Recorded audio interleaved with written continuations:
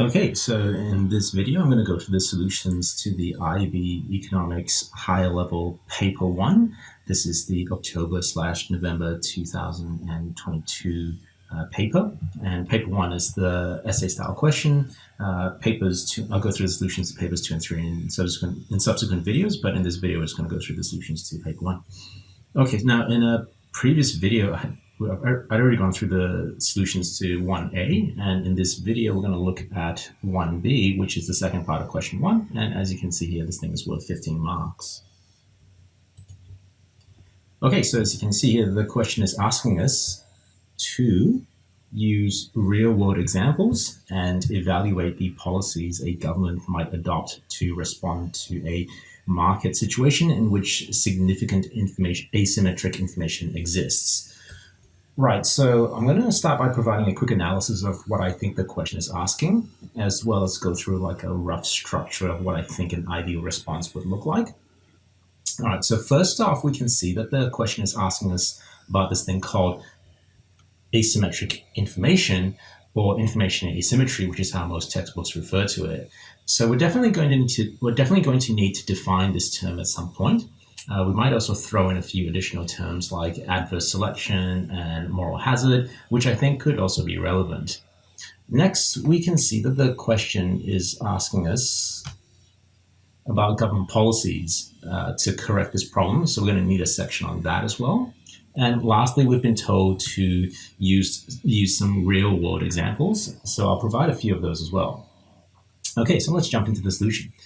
So as usual, these essay-style questions can usually be broken down into several subheadings. The first is some kind of discussion on key terms. Secondly, we might need a diagram of some kind of diagram, but for this particular question about information asymmetry, it's a little hard to use a diagram, and most textbooks won't really have a diagram to explain this problem, so we can skip the diagram. Next, we're probably going to need a section on policies to address the problem. And what I'll do is I'll kind of weave in some of these real-life examples within this policy discussion section. So that's going to tick all the boxes.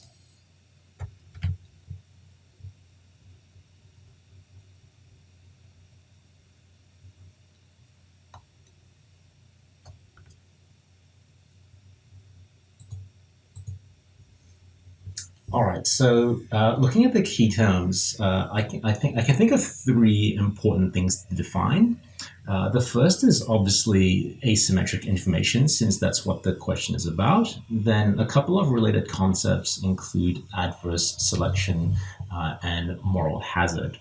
So to begin with, what is asymmetric information? Well, this occurs when one party in a transaction has more or better information than the other, leading to market inefficiencies.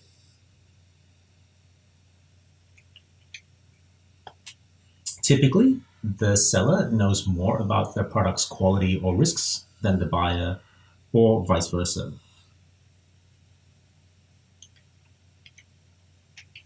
Right, so that's kind of how I would define this idea of asymmetric information. Now, the next important term we have here is adverse selection. So what's all that about? Well, adverse selection, this happens when one party exploits asymmetric information before a transaction, leading to the selection of inferior products or high-risk individuals. For example, in the health insurance market, unhealthy people are more likely to buy insurance, but insurers can't distinguish between healthy and unhealthy individuals easily.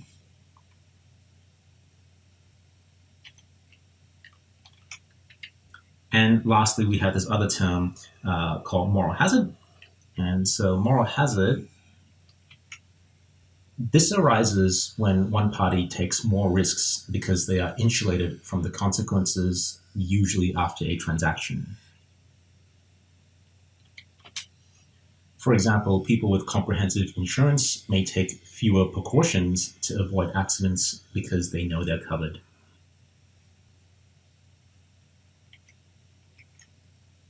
Okay, so these are, I think, probably this will do us in terms of the key terms. Now let's move on to the next section, which is on sort of policies to address some of these asymmetric information problems. So the first policy I can see here that I can think of over here is this idea of a mandatory disclosure law. Now, how does that work? Well, one common government policy to deal with asymmetric information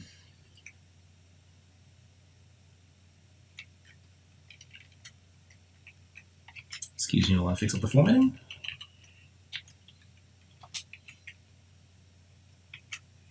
is to require mandatory disclosures.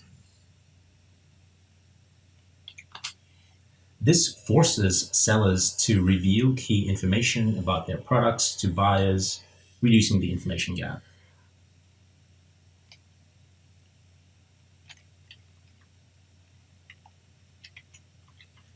So a good example of where this occurs is when we look at secondhand or used car, it's the secondhand car market or the used car market. In the used car market, asymmetric information can lead to the problem of adverse selection, where only lemons, low quality cars, are sold. To address this, governments often require mandatory disclosure laws, such as lemon laws in the US. These laws compel sellers to disclose vehicle history and quality, helping buyers make better informed decisions. By reducing the information asymmetry, governments can increase the overall quality of goods in the market, minimizing the adverse selection problem.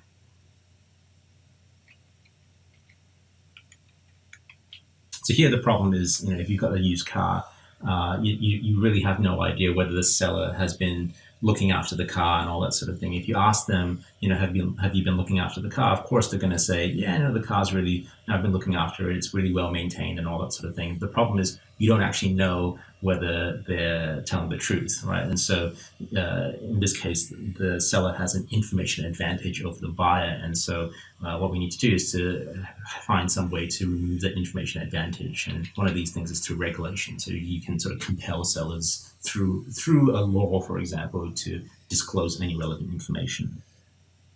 Right, so in terms of the relevant theories, this was really kind of proposed by this guy, by this economist called George Akerlof. And so he wrote this paper called The Market for Lemons in 1970.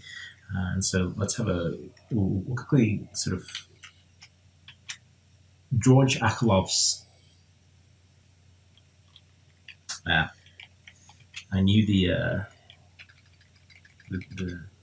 text speech recognition was going to have problems with this person's surname. The Market for Lemons.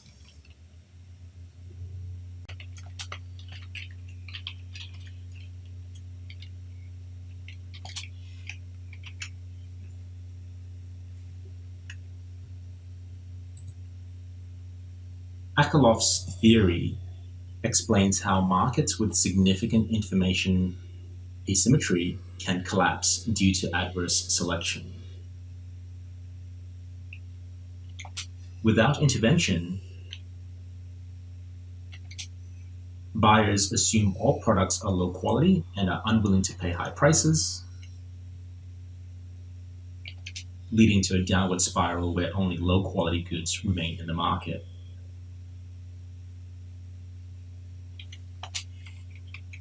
So what Akerlof was really saying is that, look, if you don't sort of intervene in these markets where you've got information asymmetry, then what's going to happen is that these sort of low quality products are going to dominate the market, and eventually the market's going to fail because consumers are going to want to avoid this market, right? So if I said, hey, there's a significant chance that you might end up buying like a bad used car, then consumers will probably avoid the secondhand car market, which is a shame because if the car's been well looked after, there's really no reason why a secondhand car market can't exist. All right, so that's an example of where we've got information asymmetry and a potential solution to that, as well as some theory behind where this stuff came from. Now, in terms of a critique, like how effective are these policies? Well, the first issue is that the effectiveness kind of depends on enforcement. If not properly enforced,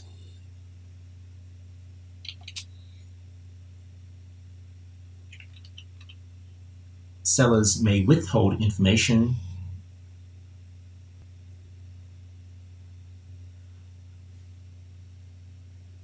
or provide incomplete or misleading disclosures. Regulators need to ensure compliance, which can be costly. So that's kind of the first critique of this idea of mandatory disclosure laws. And another critique would be this idea of information overload. So consumers have too much. This is a situation where potentially consumers have too much information if sellers are being forced to disclose everything. Too much disclosed information, especially technical or complex data, can overwhelm consumers and reduce the effectiveness of the policy.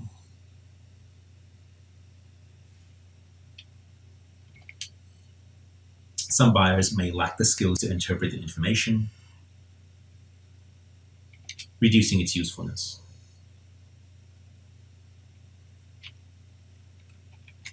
Okay, so that's kind of like the first example that I can think of. This thing with used cars, and this is the first policy that I can think of to address information asymmetry, which is using these mandatory disclosure laws, and the example would be the used car market.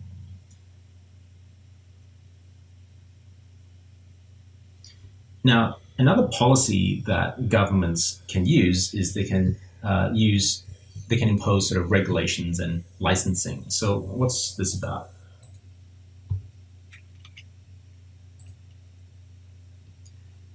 Governments can impose regulations requiring that certain industries be licensed or certified.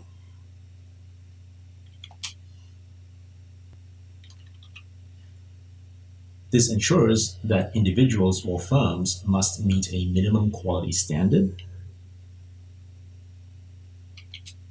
which helps address asymmetric information and builds consumer trust.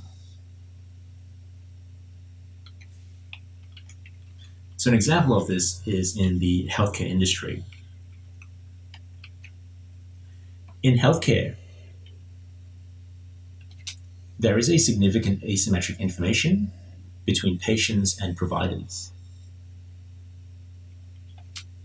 Doctors know far more about medical treatments than their patients do. To manage this, governments regulate the industry by requiring that doctors be licensed and certified. This ensures a minimum level of competence, reducing the risk of moral hazard where patients might receive unnecessary or substantial care.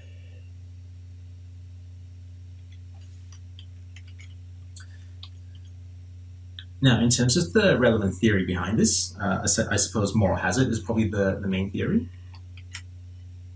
Moral hazard theory in healthcare economics.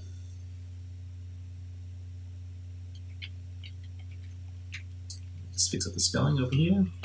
It should be moral hazard. Oops, hazard theory.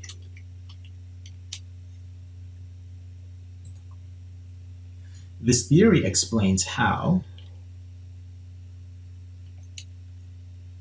in the presence of information asymmetry, individuals might overuse medical services because they do not bear the full cost of healthcare.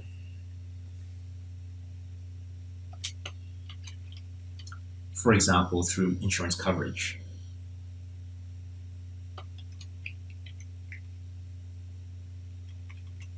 So in terms of critiques, here you can say, well, if we think about healthcare, doctors often know more about your condition than you do because they're specialists and all that sort of thing, and again, they have this potential to abuse that information asymmetry. So one thing we do is that we require doctors to be licensed, and and the entire industry is regulated to ensure that we don't have any sort of bad behavior.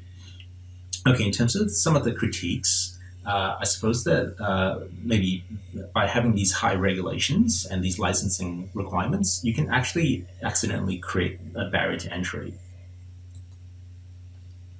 Licensing can create barriers to entry,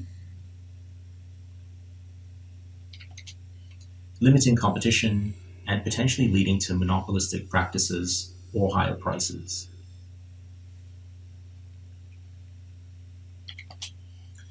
For example, excessive regulation in healthcare can reduce the number of practicing doctors,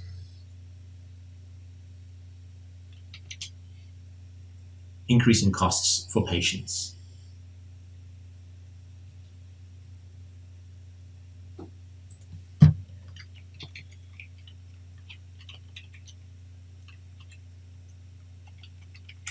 And the other sort of critique is that if you over-regulate an industry, it can lead to sort of these rent-seeking behaviors.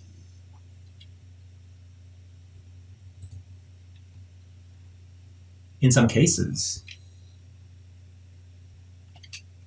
established professionals or firms might lobby for overly strict licensing standards, not to protect consumers, but to limit competition and maintain higher wages or profits.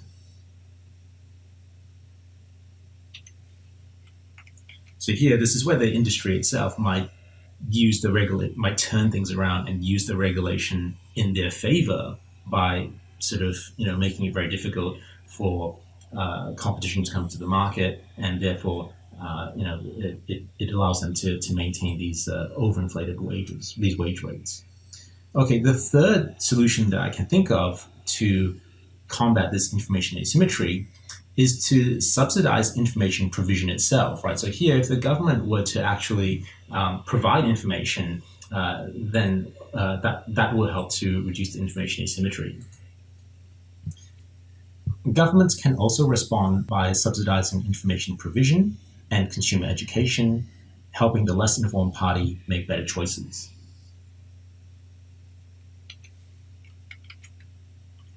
So a good example here is with financial markets. In financial markets, there is often an information gap between investors and financial institutions.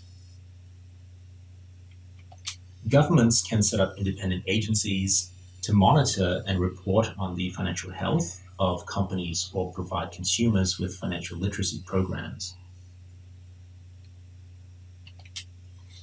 For example, agencies like the US Securities and Exchange Commission,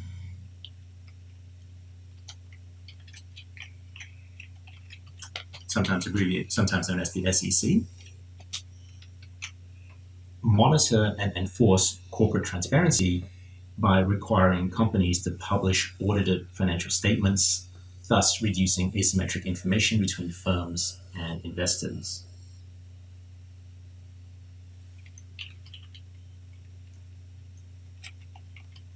So in terms of the relevant theory here, this is an area of economics which we call information economics. Information economics in financial markets emphasizes that transparency and disclosure help investors make more informed decisions, reducing information asymmetries and market failures.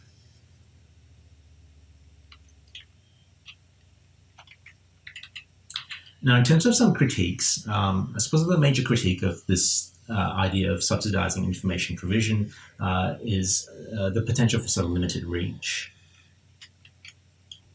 Educational programs often struggle to reach the most vulnerable or least informed consumers who may lack the time, resources, or interest in absorbing the material. It's also often sort of costly or bureaucratic to provide these sort of information to subsidize these information services. Government programs to subsidize information and education can be expensive and inefficient. Private firms and non-governmental organizations might provide similar information more efficiently through competitive pressures.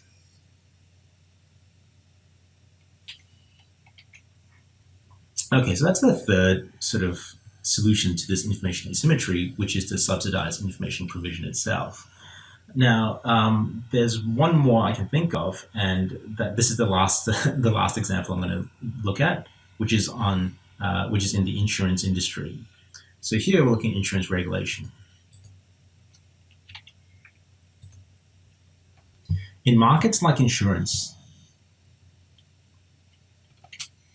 adverse selection and moral hazard are particularly problematic.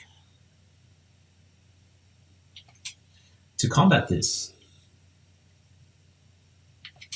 governments can impose regulations requiring screening mechanisms or restrict certain behaviors that exacerbate these problems.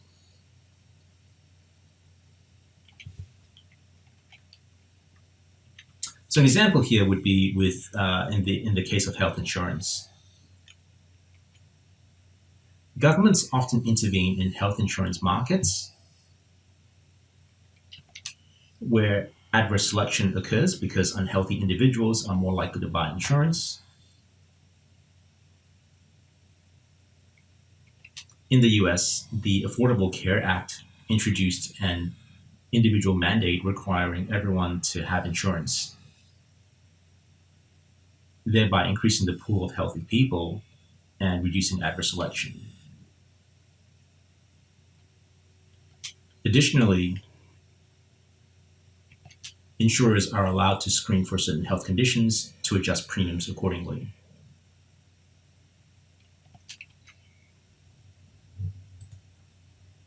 Now, in terms of some relevant theory here, so here we're looking at this thing called adverse selection, which was, I think, which was popularized by people like Stiglitz and Rothschild. The adverse selection theory in insurance markets originally described by Michael Rothschild. I knew he was going to have problems with the surnames. Rothschild and Joseph Stiglitz.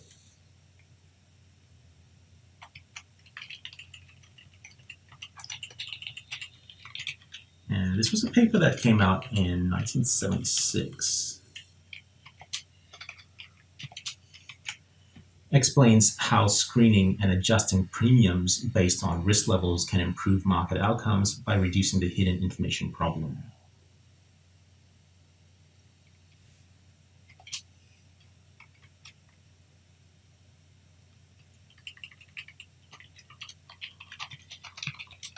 Typo here. Right, so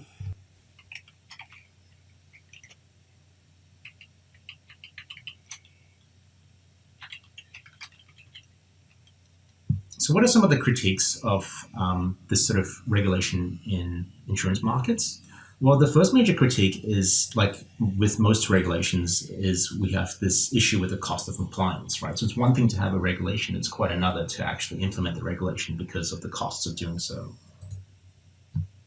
Regulatory requirements can increase the administrative costs for insurers, which might get passed on to consumers in the form of higher premiums.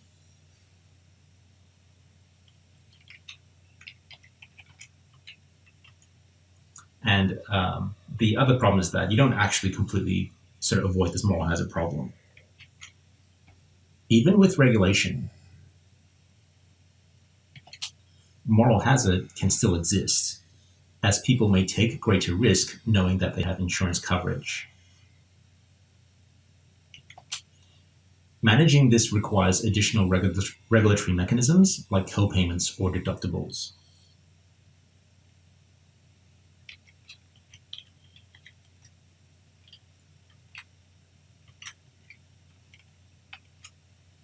Okay, so that's like the fourth, I guess, policy response to these information asymmetries, as well as some of the relevant theories and critiques. So just to finish off, I'm going to have like a little section here for the conclusion, just to summarize what we've just been discussing. In markets with significant information asymmetry, such as healthcare, insurance, used car markets, and financial markets, governments adopt a variety of policies.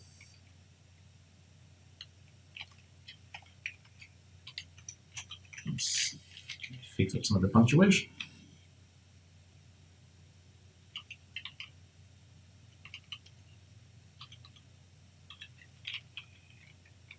So some of these policies include mandatory disclosure laws,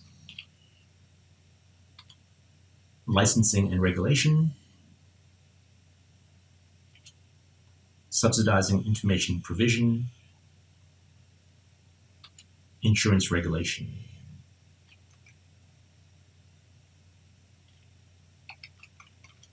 And just fix up the formatting.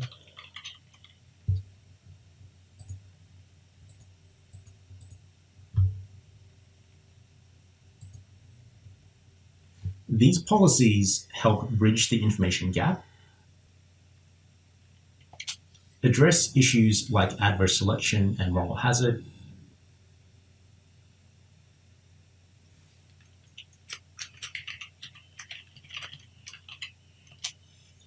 and ultimately improve market efficiency. Theoretical contributions from economists like Akerlof, Stiglitz, and Rothschild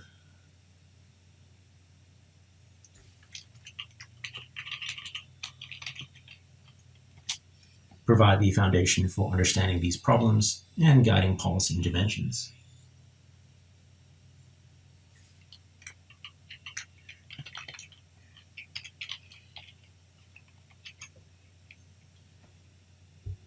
Now, so quite a lot of content there. Now, don't freak out if you think the solution here is excessive. I've really actually provided more content than what I think is strictly necessary. Here, I've provided 4 examples. You probably only need maybe 1 or 2, so don't feel like you need to provide a comprehensive response. This is just, I'm just showing you, trying to give you some ideas as to this is how you might tackle the problem. So here I've given you like 4 different policies to address information asymmetry. As I said, probably only maybe 1 or even 1, maybe 2 at the most. And so, don't feel like you need to do all of it. This is just, a little bit more than what you require.